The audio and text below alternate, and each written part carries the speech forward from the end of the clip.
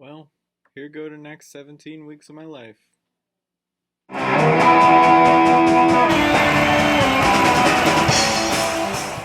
Welcome back, everybody, to another season of the Youngstown Taco Club vlog. I'm very excited about this year, and I hope you guys are too. Because I think last year was kind of okay. But first, a little message about my team, White Girly, otherwise known as Starbucks. Like I said, still love my team. Need a little help at tight end. I definitely need that. Could use a third running back. And I have way too many receivers. Like, way too many. I think I have 8 or 9. No, I need help. I need to go to a receiver intervention or something. This is, like, getting out of hand. I like people who, catch those balls too much. So if any of you want a pretty good receiver, I want a running back or a tight end, I'm willing to listen to offers. So yeah, send those offers my way. But they have to be pretty solid offers. You have to really like one of my receivers. I think you, when you come and look at my roster, I think you'll like what you see, and you'll want to put up. One thing I've noticed people are kind of confused on is the IR, and I'll explain it. The IR is essentially an extra spot to put a person who has a long-term injury. You have to sign the person to your roster first, and then you can put them in the IR, and then sign another person. For them to play your IR person, you have to put them on your active roster, and that means cutting someone else. So you want like a good guy who you think, or a potential breakout star on your IR, someone who's eligible for that at least.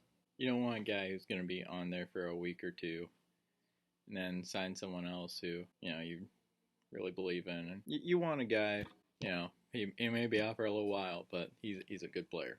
So that's the IR basically.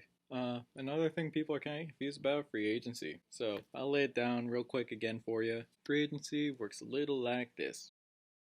So, you got your $1,000, your fictional $1,000 wad of, chew.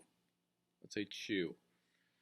And, or PP touches, whatever currency you prefer. You have this wad of currency, and then, like the Monday, or the Tuesday rather, 3 a.m. to Wednesday, 3 a.m. is the period where every free agent, you have to bid on them. You have to make claims, and it's all secret bidding. So, you don't know who's doing what and how much they're bidding. We've had a couple instances already like that in the league. I lost out on Mohamed Sanu. I bet only $1. Jason got him for like 3 or 4, whatever. That's very low cost. I'm picturing once, things get up and running, a backup running back for, a huge running back star that goes down will go for 500 easily. So, yeah, you don't have to worry about a little petty change like that. It's okay. But then after that 24-hour window, everyone's fair game. We just pick up dudes left and right. It's cool. It's basically, like being in a gay bar. Just picking up dudes. Smoking doobs.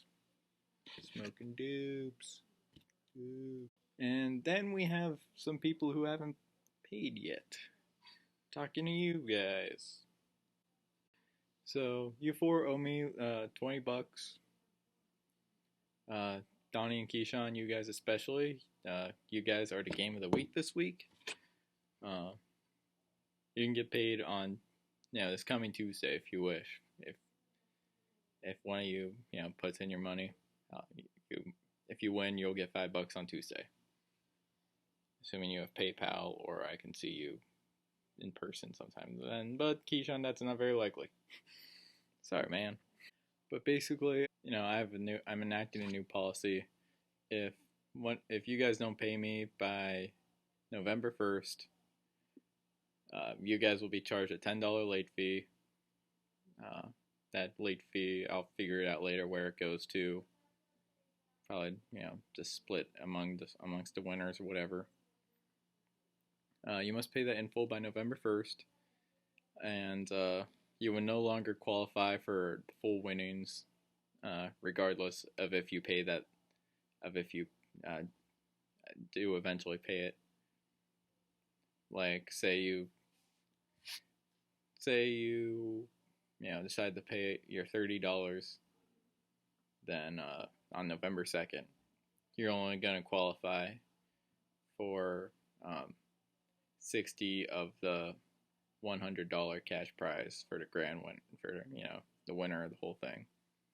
I like Jason's term for it, nice American government term, the 3/5 compromise. What? Yeah, so that's how those are gonna work. And really that's just targeted at you four specifically. So rest of you can disregard that and just enjoy your lives, not having to worry about paying a $10 late fee. Here's a new segment I'm debuting on this episode. Each week I'm going to, pay homage to our fallen players. And we have a couple that went down. So we shall pay tribute to the fallen. In the arms of the angel, fly away from here, from this star. And we're back.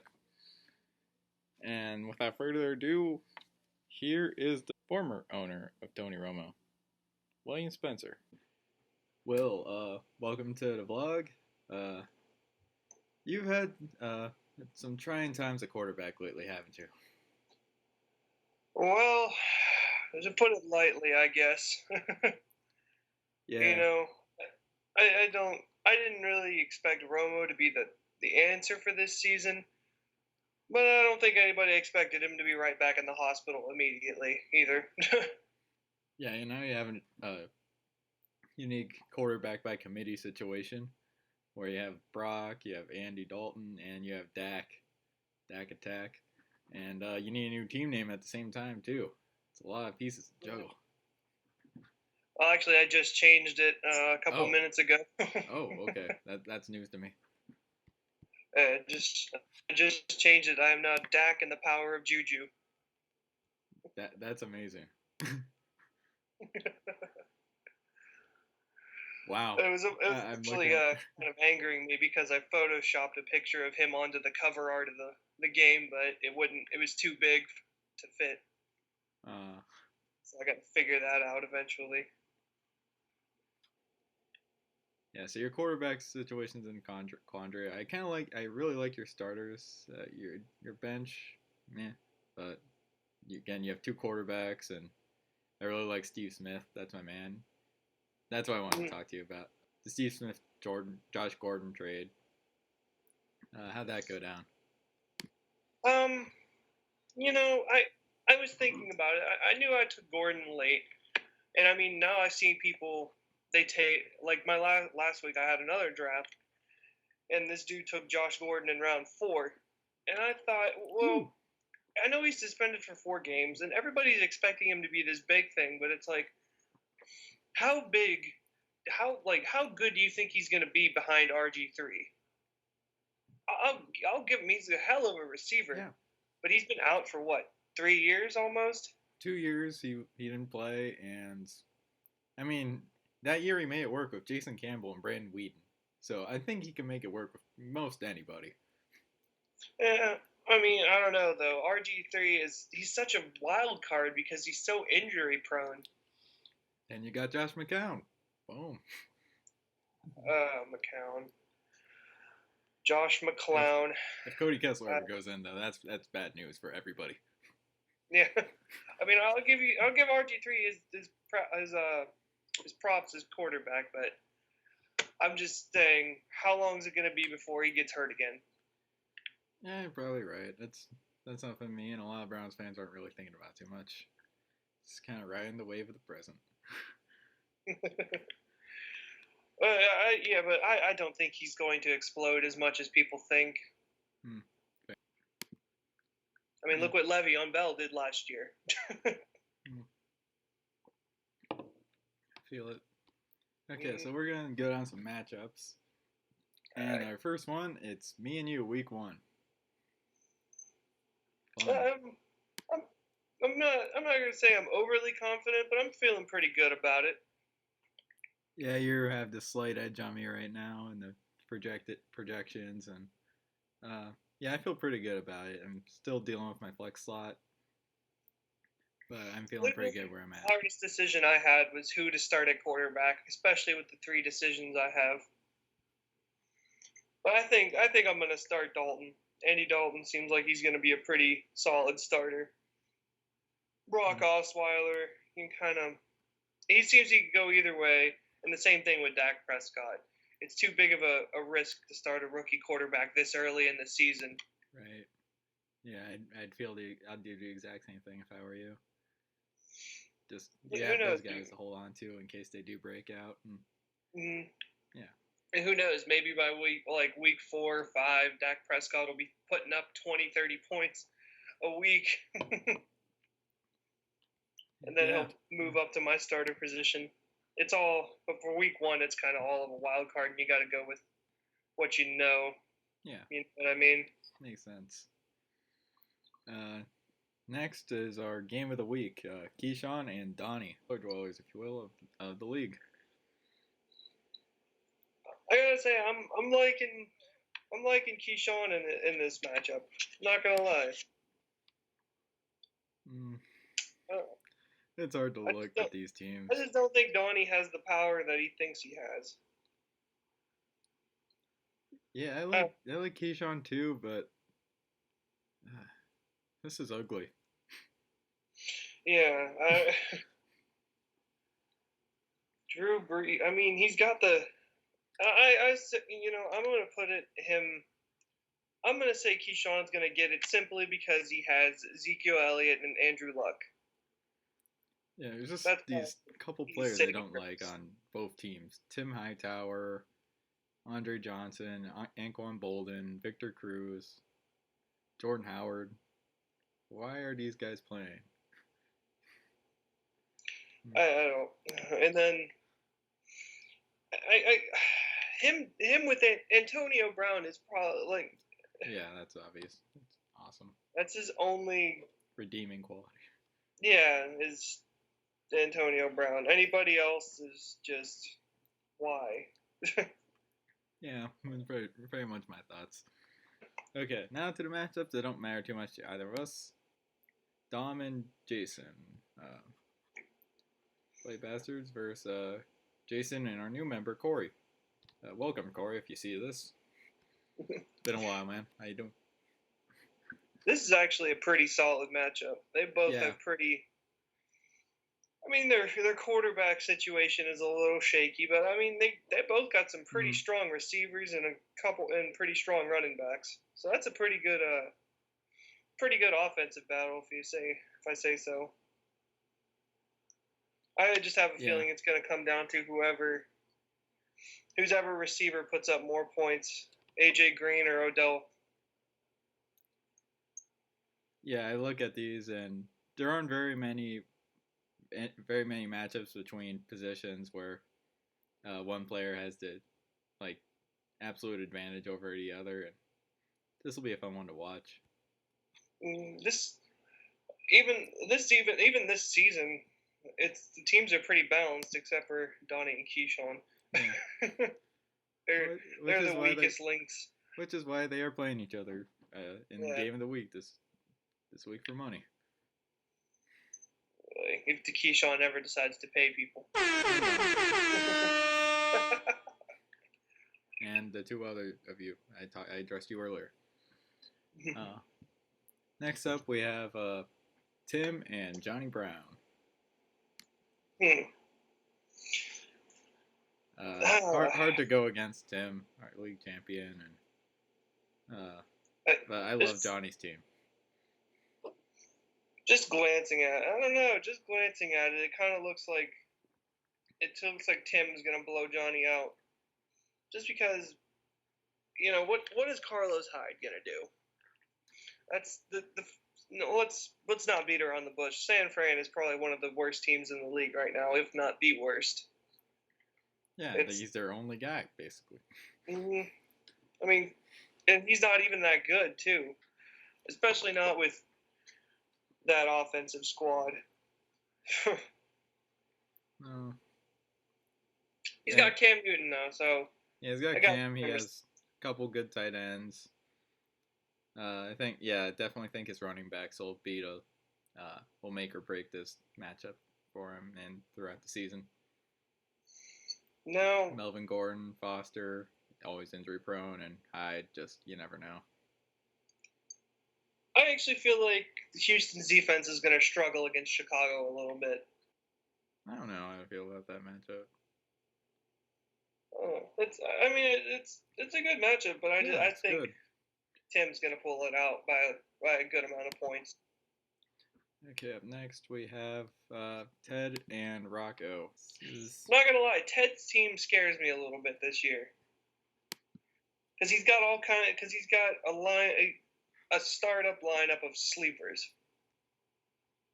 It'll take his team a few weeks to get going, but I feel around week 5 or 6, his team is just gonna be putting up monstrous amount of points. Yeah, he will.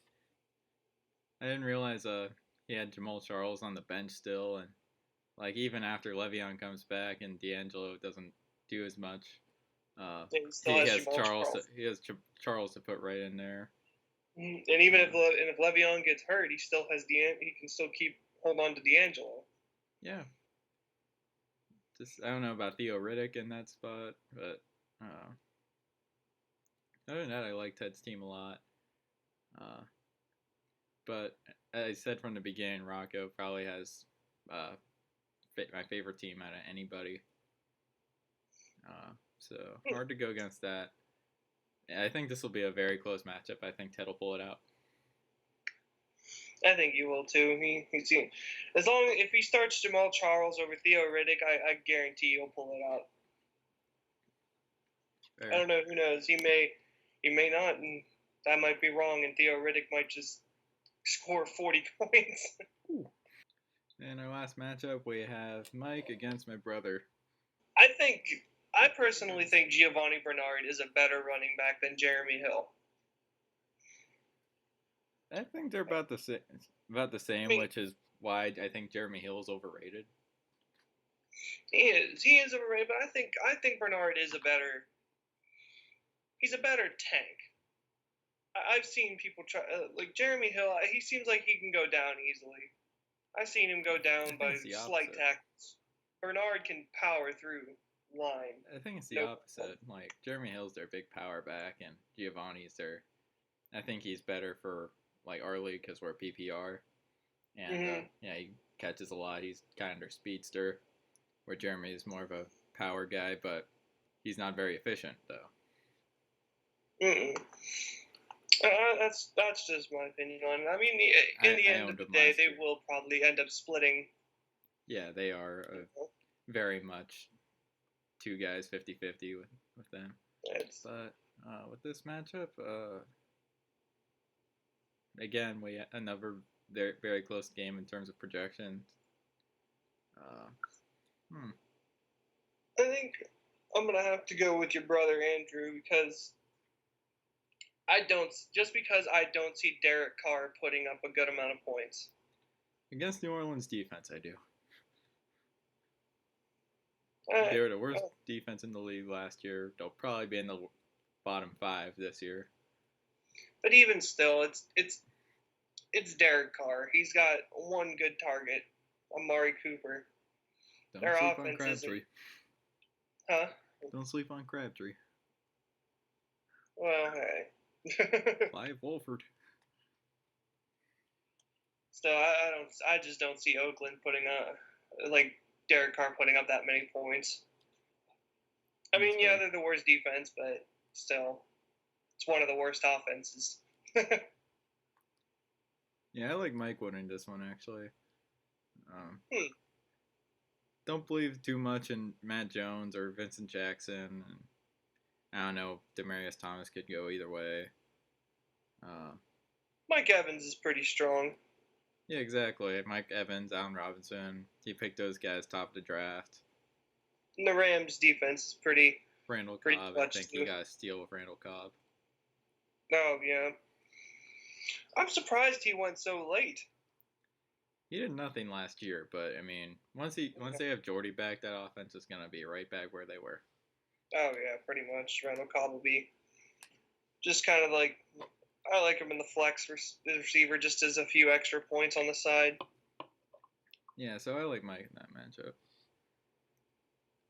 And with that, uh, our interview's over. Anything you'd like to say to the league?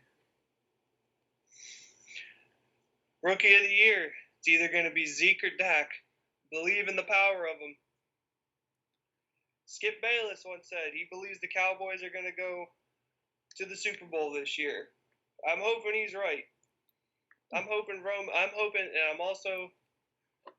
It's hard to say for me, but I'm hoping this is Romo's last year as a Cowboy. I want to see him go. Yeah, I'm tired. I'm tired of just watching him. I never cared for him. I mean, he was all right for about 5 years, and then like 3 years ago he started to go and he started to show his age, and now I think he's kind of a has been. So Fair. Romo and Big Ben, they need to retire. I kind of like Big Ben though. Okay, you heard it here first guys. Cowboys about to go off this year according to Will. Of course. Okay, back to the studio. Anyway, before we go, here are my rankings for the week. These are kind of basically draft rankings.